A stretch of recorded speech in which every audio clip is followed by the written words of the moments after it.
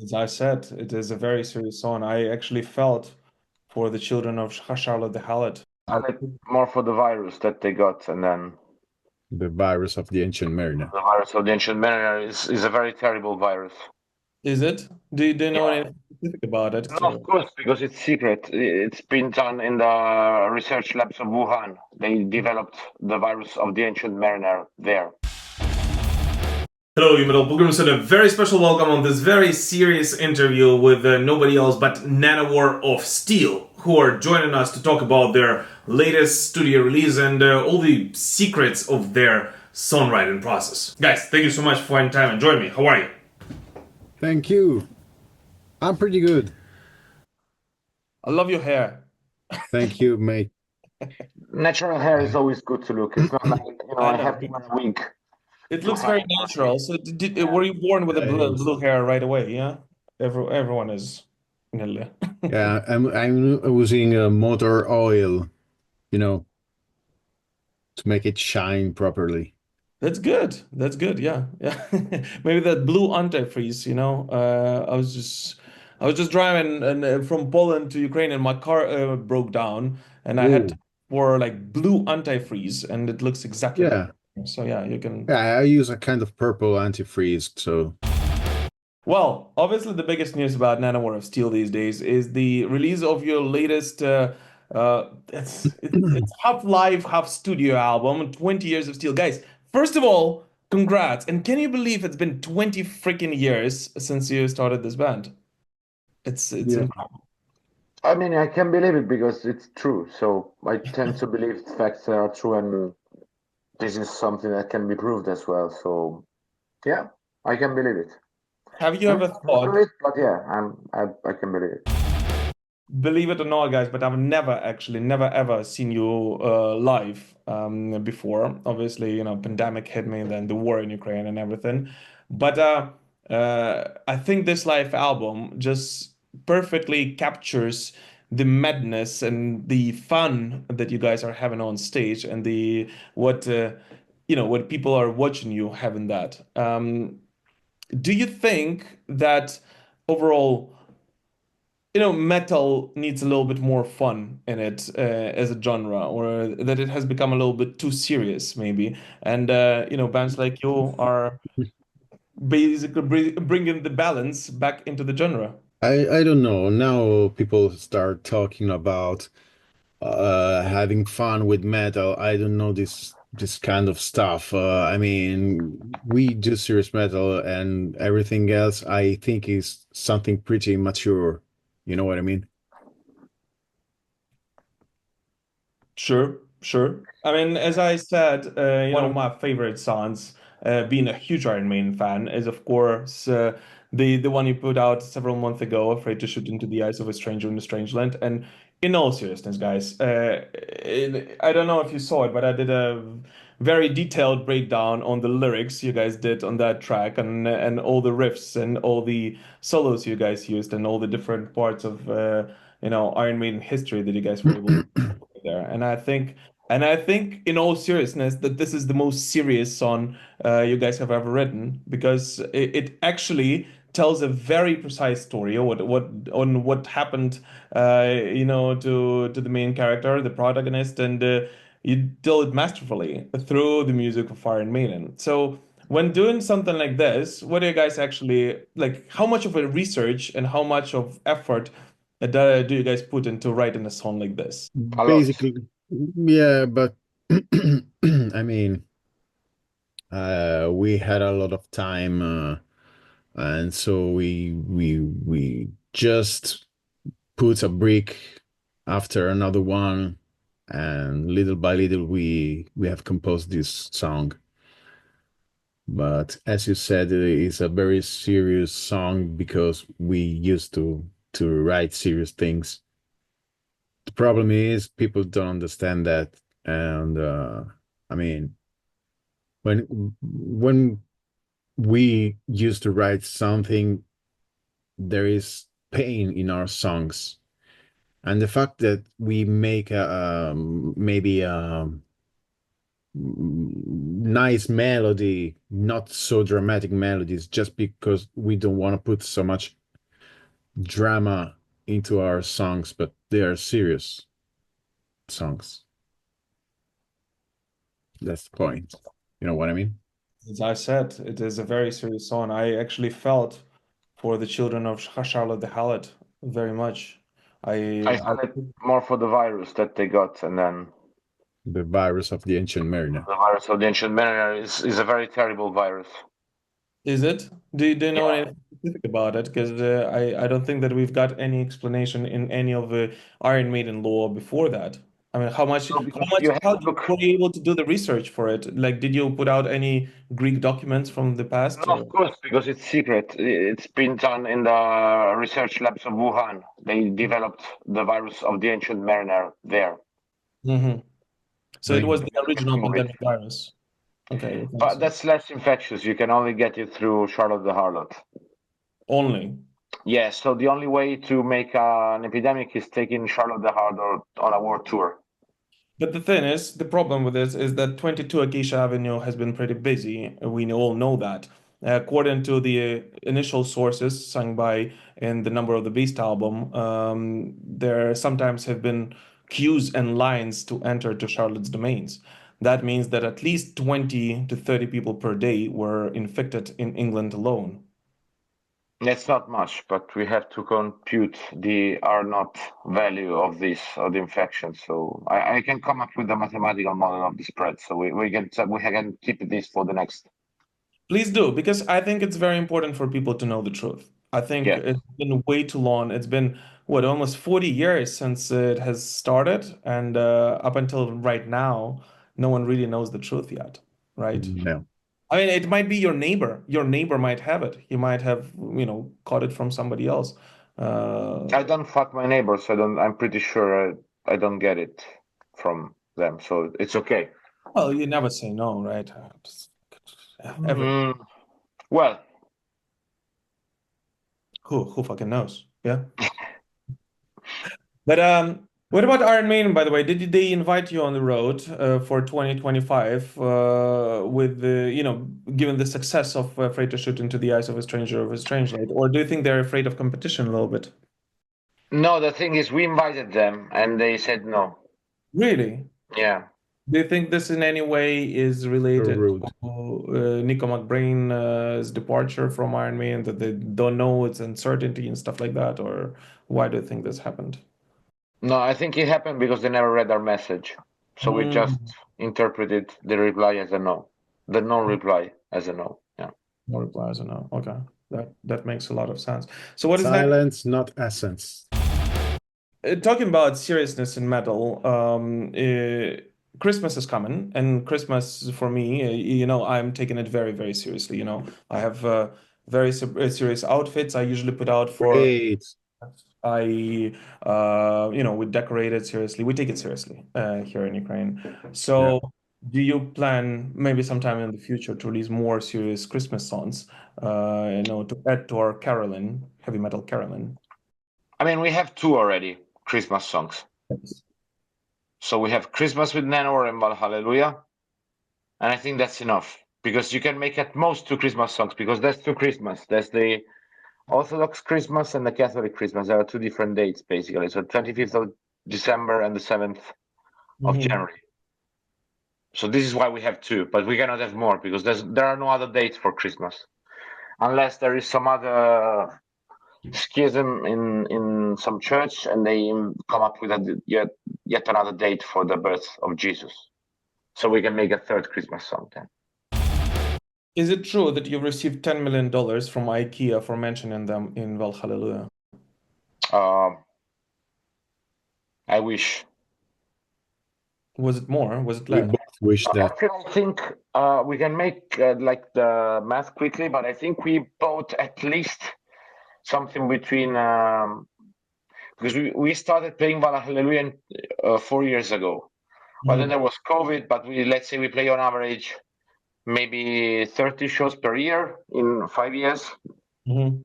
So it makes 150 show, and for every 3 shows, we break a table. So it's 50 tables at least that we bought from IKEA, which for 20 euros per table on average is probably, it's something around €1,000 that we paid in lux all around the world, because we bought them in every country we went to. So we pushed the revenues of IKEA internationally. Yeah. Do you always buy the same type of table, or is it a different one, whatever you can get? No. There's one kind of table, it's different colors at most, but the But it table has always to be has to be alike. in IKEA. It always has to be in IKEA. But that's the liturgy of Odin. I mean, it's not like you go and you decide. If you go to church, you don't decide the prayer, right? It's already God taught you how to pray, like Our Father and all these kind of things. Mm-hmm. And so Odin told us, it's this table. If you want to venerate and celebrate Odin, it has to be that table. We don't make the rules; we follow them. Wait, so that's why you're not touring in the countries that don't have IKEA? No, we do. We do actually. We just bring it from. We do we are evangelizing. How do you say? Like we are trying to convert and bring the verb.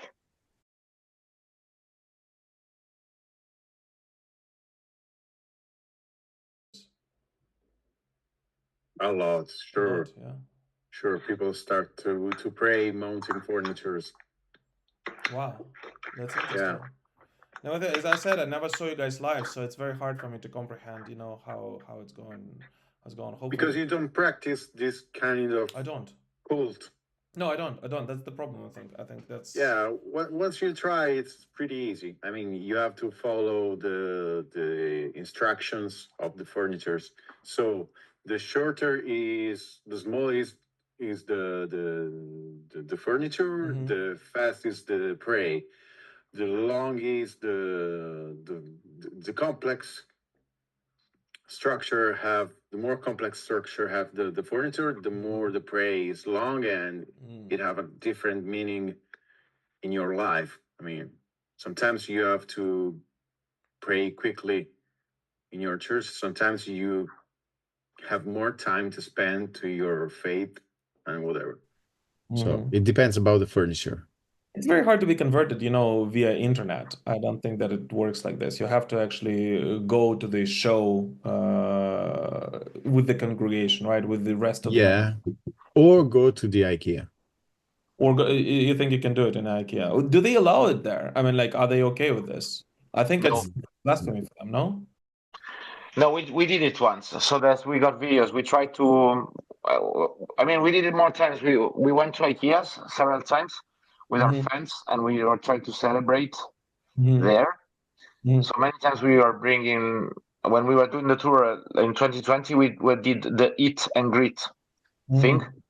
So we would meet with the fans before the show in IKEA, like for lunchtime. We had lunch with our fans in the IKEA cafeteria, and we were doing like a treasure hunt. Sometimes we would hide CDs and T-shirts, posters in the IKEA furniture, in the exhibits and in the exhibition. So people had to look for them. We got kicked out a couple of times. The worst time was one day in Italy. We brought.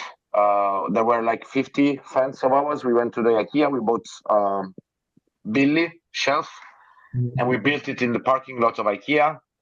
And we started to celebrate, like to praise the Billy shelf. And so we did a procession around the parking lot, and the security of IKEA came and threw us out. And then we got the video with the security guard that is taking our camera and throwing it out while we are filming. It's and that goes against freedom of religion. That's why we applied at the Court of Human Rights.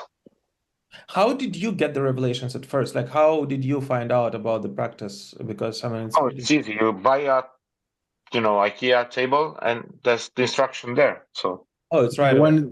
I mean, everything started with a furniture that we were trying to build. And it was very hard because we couldn't find some pieces, and we were like, oh God, please, please, Lord, please. I want to do this furniture properly. Please don't let me find all the pieces. And suddenly all the pieces came out, and suddenly everything started to take the shape of the furniture, and the prey worked, and we started to connect the two things, pray for the furniture and for ourselves. Wow. That's how we build our inner confidence with the instructions of IKEA. The inner confidence with the new God. Does this go against, like, does the new technologies, do the new technologies go against this practice in one way or another? Why I'm asking, you just released helloworld.java. And does it contradict, because some people that say that AI is, the new religion and everything. So does it contradict with your previous practices or no? Of course not. Do you think it complements it? It's a different thing. It's like if you ask someone, do you drink water? Yes. Do you eat cheese? Yes. Oh, is it in contradiction? No, it's two different things. Mhm. Mhm. How did you write this? Like any of you are programmers, how did you write that song? Me and guitar player, we are programmers. Mhm. So Mohammed Abdul is actually a Java programmer. Mhm. I do more Python. I used to do C and C++. Mhm. But yeah, it's all object-oriented, except for C, they're all object-oriented languages. So we understand the language of Java. I mean, Okay, Java and C++, they're basically the same in perfect. many ways. Perfect. And what about some more heroic tracks? Where do you get inspiration for, the armpits of immortals, for example, or tracks like these?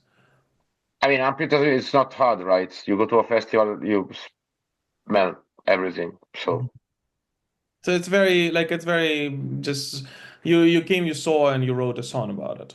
It's nothing. It hasn't come as a divine, revelation or not anything. everything is divine. I mean, like Muhammad, I guess when he wrote the Quran, that was his like divine book, but then he wrote a lot of comic books and kitchen books. He was a very prolific writer. They didn't just write the holy things, right? So we are like we did the same.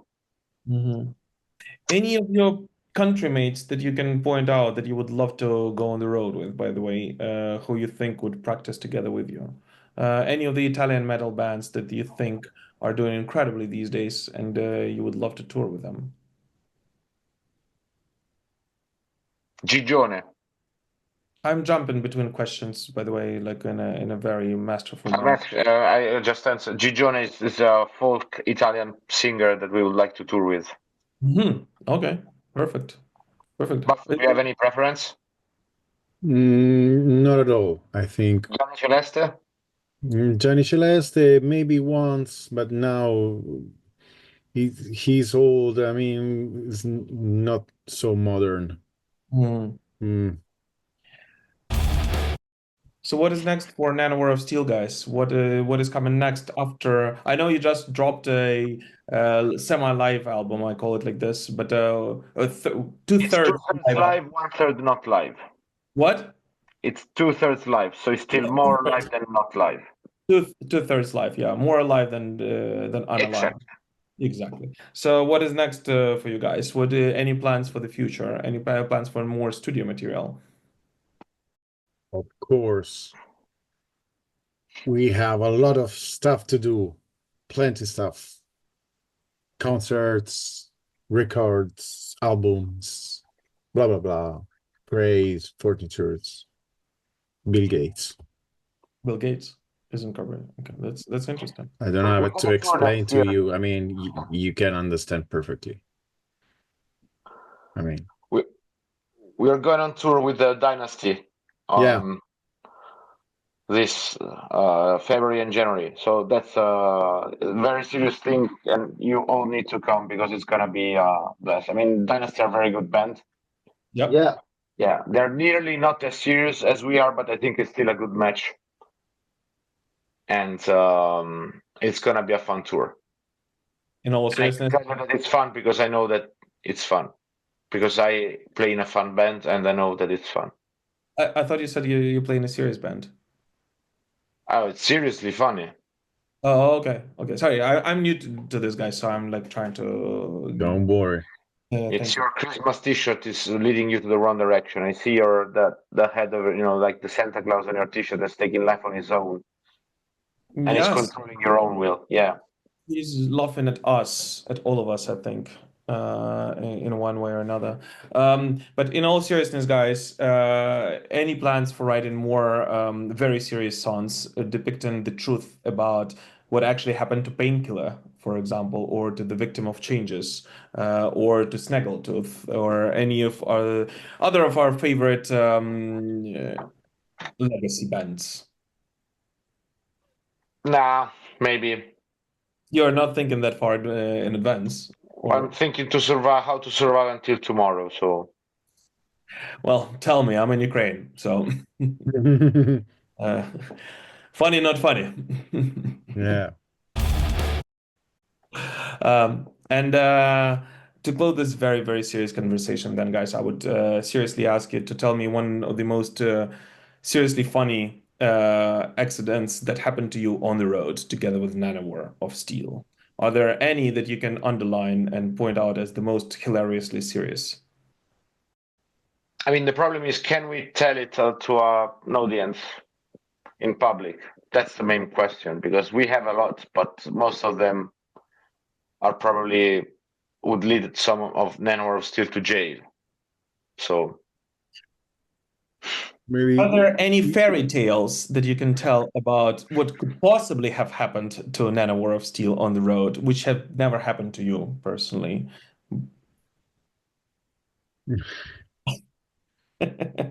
yeah, maybe we can answer this question next time. We are gonna give you many situations, and we can have an entire conversation about that because seriously, we have a lot of stuff to say, and now my brain is no, I concentrated can to tell all the stuff. something that comes to my mind. It's a funny thing that happened on the first tour with that we did last year, the first tour in the United States. It's not. I think it was like the peak of NANOWAR of Steel. Because Mhm. you know we got a song about Barbajani, which is the barn owl, it's this bird, and so Yeah. one of us dresses like a bird, well, like this bird on stage.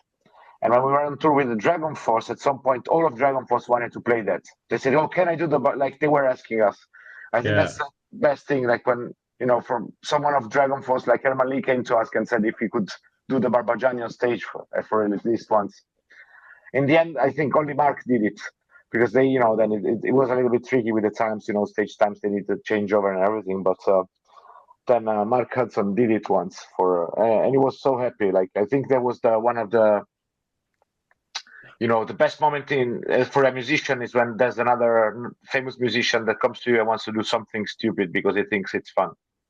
Absolutely. No, and it shows the true brotherhood of the armpits of Yes. Steel, doesn't it?